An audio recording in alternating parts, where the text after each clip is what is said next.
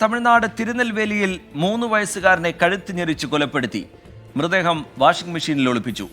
ഇരു കുടുംബങ്ങൾ തമ്മിലുള്ള തർക്കമാണ് കൊലയിലേക്ക് നയിച്ചത്. അയൽവാസിയായ സ്ത്രീയെ പോലീസ് അറസ്റ്റ് ചെയ്തിട്ടുണ്ട്.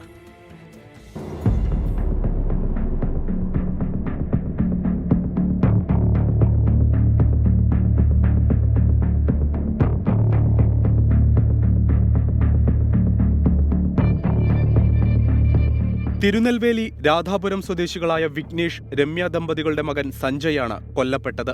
സമീപവാസിയായ തങ്കത്തെ പോലീസ് അറസ്റ്റ് ചെയ്തു. ഇന്ന് രാവിലെ 9 മണിയോടെയാണ് കുട്ടിയെ കാണാതായത്. സമീപത്തെല്ലാം നാട്ടുകാർ തിരഞ്ഞെങ്കിലും കണ്ടെത്താനായില്ല. 12 മണിയോടെ പോലീസിൽ പരാതി നൽകി. അതിനിടെ പ്രദേശവാസികളുമായി സ്ഥിരം വഴക്കിടുന്ന തങ്കത്തിന്റെ വീട്ടിൽ പരിശോധന നടത്താൻ ശ്രമിച്ചെങ്കിലും ഇവർ അനുവദിച്ചില്ല. തുടർന്നാണ് പോലീസ് എത്തി വീട്ടിനുള്ളിൽ തിരഞ്ഞത്.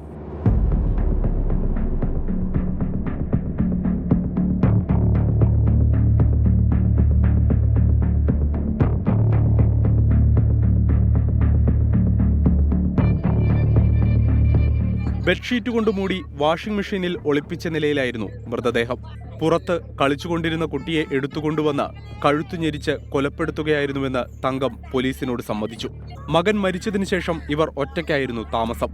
മൃതദേഹം കുഴിച്ചിടാനായി വീടിന് സമീപത്തെ തെങ്ങിൻ ചുവട്ടിൽ ഇവർ കുഴിയുമെടുത്തിരുന്നു. 24 ചെന്നൈ.